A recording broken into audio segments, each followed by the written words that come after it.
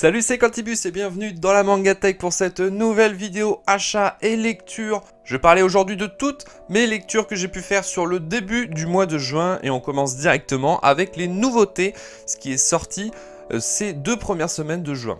Et d'ailleurs, juste petite parenthèse avant de commencer, j'ai dû sortir probablement cette vidéo après des unboxings de collector. Donc il se peut qu'il y ait des collectors qui sont sortis cette semaine mais que j'ai pas encore acheté au moment du tournage. Bref, voilà, petit détail. Et du coup, on commence fort avec une belle sortie que j'attendais. C'était le tome 2 de Hirayazumi, la dernière nouveauté de chez Keigo Shinzo. Un tome 1 que j'avais beaucoup aimé il y a quelques mois, puisque, en plus, c'était un style que j'avais pas trop l'habitude de lire. J'avais découvert Keigo Shinzo avec le tome 1. D'ailleurs, je reparlerai d'un autre manga du même auteur en fin de vidéo. Mais Hirayazumi, pour ceux qui veulent avoir un petit peu plus de détails et connaître l'histoire, je vous invite, à lire le manga, ou alors si vous n'êtes pas sûr d'être vraiment familier avec ce genre de manga, je vous invite à regarder la vidéo que j'ai mis en description où je parle un petit peu plus précisément du manga. Alors ce tome 2, là je suis en train de le lire, du coup je vais pas pouvoir trop développer, mais c'est toujours dans la même vibe, c'est très chill, c'est très frais. Ça sent bon l'été, les soirées de vacances, avec cette chaleur et tout, non vraiment, ça fait beaucoup de bien ce genre de manga. Avec un dessin très léger, mais moi qui me convient puisque c'est un style que j'aime bien. Quand c'est très simpliste mais très clair. Et puis pour ce genre de thème de manga, il n'y a pas besoin de faire énormément de détails. Non, vraiment, c'est un très bon manga, très chill, avec 2 personnages que j'adore, qui sont totalement opposés au niveau des émotions et de leurs idées de pensée. J'aime beaucoup, vraiment, Hirayazumi, c'était un très beau coup de cœur. Ensuite est sorti ce mois-ci Blue Lock, le tome 14, et c'est... Voilà, le renouveau, on peut dire. Ce tome-là, il est vraiment excellent, surtout après le coup de mou que j'avais pu relever sur les tomes précédents. J'avais dit notamment que le tome 12 et 13, je trouvais que ça pédalait un petit peu, que ça devenait un petit peu redondant. Mais là, vraiment, il y a, on va dire, l'aboutissement du Blue Lock. Alors, ce n'est pas la fin de la série, bien évidemment, mais on voit enfin les fruits de ce dur labeur qui a été sur toute la longueur des 10 premiers tomes. On voit enfin ce que ça donne, une équipe complète 100% made in Blue Lock contre les U20 japonais. Et quel match quoi, quel match surtout avec un public, voilà, ça change de d'habitude. Dans Blue Lock tome 14, je retrouve un petit peu cette hype que j'avais au moment, au début de la série quand je le découvrais. Un bonheur à lire, vraiment ce tome 14, ça fait du bien. Ensuite, ce mois-ci est sorti une nouveauté qui, pour ma part, n'était pas vraiment attendue. Je l'ai découvert en rayon, je me suis dit, tiens, je peux essayer. C'est Crazy Food Truck, du coup, le premier tome. De quoi ça parle? Paré de son tablier de cuisine, Gordon sillonne le désert au volant de son food truck. Mais faute de clients, il finit souvent par manger ses propres sandwichs. Sur la route d'un oasis, il manque de peu d'écraser le sac de couchage posé en plein milieu du chemin où dort une adolescente. Réveillée par l'odeur de nourriture, elle dévore tout ce qu'elle trouve. Sa faim est sans limite. Le chef est plutôt content d'avoir enfin quelqu'un pour apprécier ses plats. Le lendemain, il est interpellé par l'armée à la recherche d'une certaine Alisa, qui n'est autre que la jeune goinfre. Gordon tente de la simuler, mais ses efforts sont inutiles. Elle se lance d'elle-même à l'attaque de ses poursuivants avec une dextérité extraordinaire. Son protecteur n'est pas en reste. En pleine course-poursuite, il dévoile les options de son restaurant ambulant, un moteur à nitroglycérine et un canon géant intégré. Loin d'être un simple cuistot, Gordon est lui aussi un hors-la-loi en fuite. Alors, qu'est-ce que j'ai pensé du coup moi personnellement de ce manga ? La première chose qui me vient à l'esprit, c'est que je trouve que c'est un manga un peu paresseux. C'est bourré de facilité, des trucs que l'on voit absolument partout dans plein de shonen. Alors par contre, j'aime beaucoup le cadre du manga, c'est-à-dire dans les déserts américains. Dans un monde un petit peu post-apo, avec un petit peu de fantaisie, une espèce de bestiaire un peu étrange. Cependant, comme je disais, je trouve ça bof. L'humour, c'est hyper bateau, quoi. Ça m'a vraiment pas fait rire du tout. La nudité totalement gratuite, apporte rien du tout également. L'écriture, vous savez à quoi ça m'a fait penser? Ça m'a fait un petit peu penser à un manga de youtubeur. Par contre, le dessin, franchement, il n'y a rien à dire. J'aime beaucoup le style, il est plutôt propre. Donc voilà pour Crazy Food Truck. Je suis pas hyper emballé par le projet. Néanmoins, je vais quand même continuer parce que là, c'est qu'un tome. En général, le tome 1 ne veut souvent rien dire. Il faut vraiment lire au moins le tome 2 pour vraiment se donner un avis global sur cette nouvelle série. Donc on verra, je compte lire la suite parce que la lecture n'était pas si mauvaise quand même. J'ai pas passé un mauvais moment en lisant ce manga. Je conseille pas encore à 100%. Vous pouvez tester si vous voulez, mais c'est pas forcément un manga que je vais conseiller. Par contre, le prochain manga que je vais parler, là, je le conseille à 100%. Et le prochain manga que je présente, qui est une nouveauté de ce mois-ci, c'est Capeta, qui est sorti avec ses 2 tomes de chez Noévé Graphics. Donc Capeta, de quoi ça parle? Depuis le décès de sa mère, Capeta, 8 ans, vit seul avec son père débordé de travail.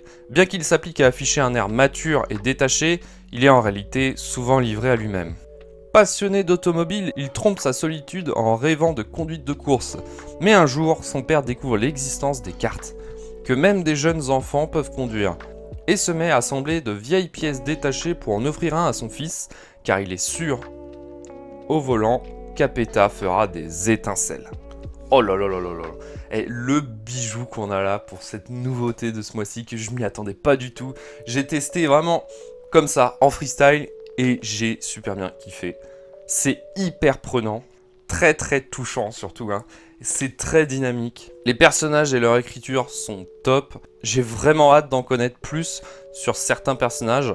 C'est très très shonen par contre, hein. La trame générale est pas hyper originale. Gros bémol par contre sur le dessin. J'en connais certains qui ont complètement décroché à cause de ça. Si je parle un petit peu de l'édition, bah, c'est du Noévé Graphics, donc c'est assez propre, hein. Les couvertures sont très très soignées. C'est du espèce de vinyle sélectif là, non, c'est très très beau. C'est un tout petit peu plus grand qu'un format de base. Et du coup c'est chouette parce que pour les nouveautés c'est toujours bien de sortir 2 tomes directement. Vous voyez que par exemple là pour Crazy Food Truck ça aurait été bien que ce soit le cas, comme pour que je me puisse donner une idée. C'est vrai qu'à la lecture du tome 1, je me suis dit il faut que je lise la suite pour vraiment me donner un avis. Et là c'est clair que bah, ça a été validé à 100% quand j'ai fini le tome 2. C'est excellent. Alors j'ai cru comprendre que au Japon c'était déjà dans les... Je crois que même que c'est une série finie, hein. Vous me dites si je dis des erreurs, mais je crois que c'est une série finie en une 30aine de tomes. Donc très très hâte de lire la suite. J'ai accroché directement grâce à ces 2 premiers tomes. Foncez, vraiment, Capeta, foncez, et c'est le cas de le dire d'ailleurs.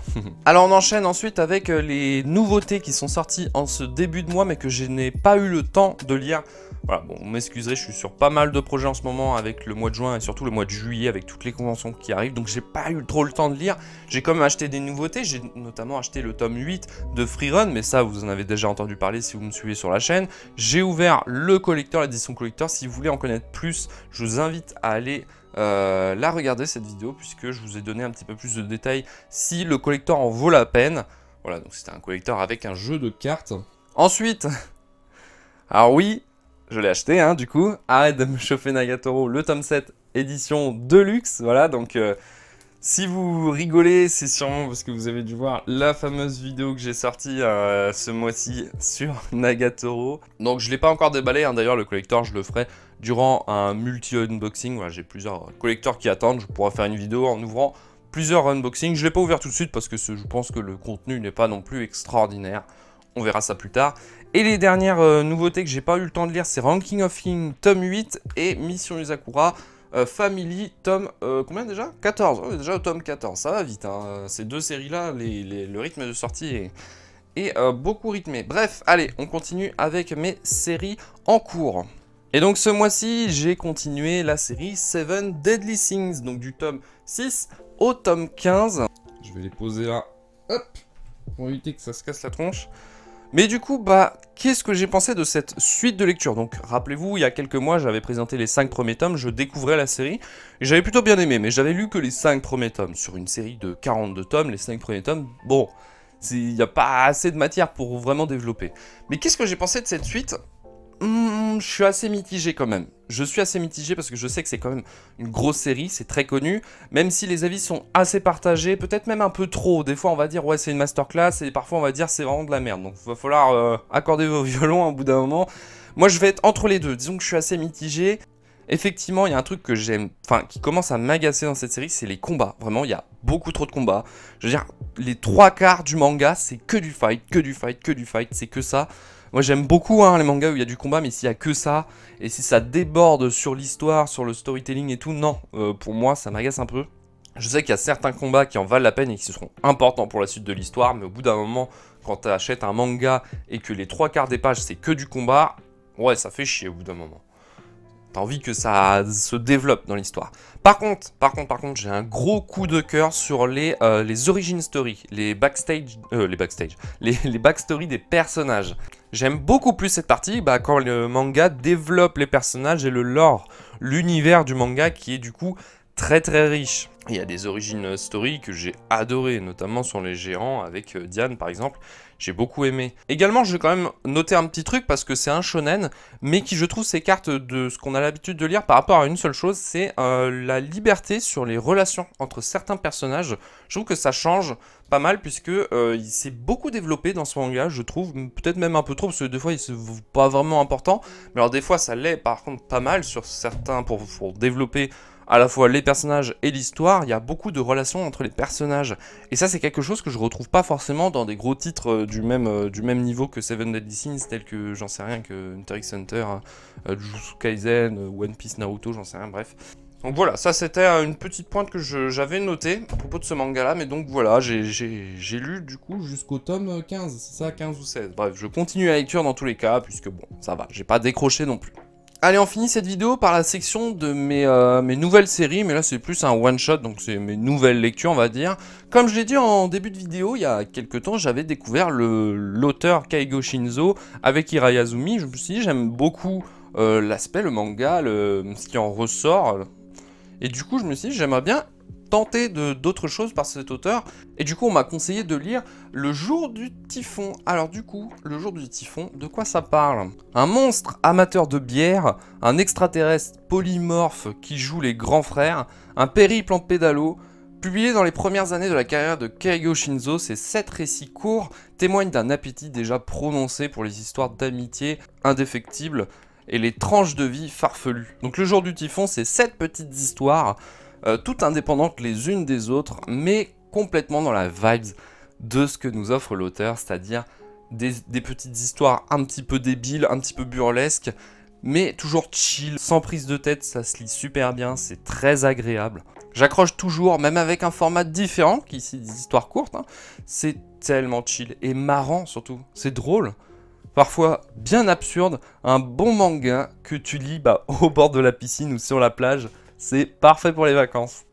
Et si vous voulez découvrir l'auteur, Le Jour du Typhon, pour moi c'est une très bonne porte d'entrée. Je recommande pour les gens qui apprécient les petites lectures tranquilles et courtes. Et sur les 7 petites histoires, mon petit coup de cœur, je dirais que c'est celui avec le pédalo. J'ai beaucoup aimé, c'est très marrant, c'est très drôle. Il n'y a pas trop de fantaisie, ça part trop, enfin ça va pas trop en steak dans tous les sens. Mais c'est bien rigolo et la chute est très drôle. J'ai beaucoup rigolé sur la chute. Donc vraiment Le Jour du Typhon, c'est très sympa à lire. Ça se lit super bien.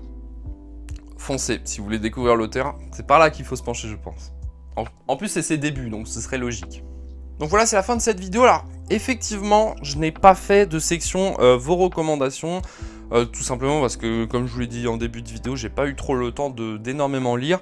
Donc c'est prévu, j'ai toujours des mangas qui sont dans ma liste et que j'ai même acheté, que vous m'avez conseillé en commentaire. Donc n'hésitez pas à en remettre d'autres, hein, des mangas en commentaire qui vous semblent être très bons, que je pourrais découvrir. De préférence des petites séries ou des one-shots, voilà, comme ça perturbe pas trop mon rythme de lecture par rapport aux autres séries que je suis en train de lire en même temps. Donc du coup voilà, n'hésitez pas en commentaire et c'est la fin de cette vidéo. N'hésitez pas à lâcher le petit pouce bleu si le concept de la vidéo vous a plu. À vous abonner si ce n'est pas déjà fait. En attendant, on se dit à la prochaine. C'était Quantimus de la Mangatech. Salut!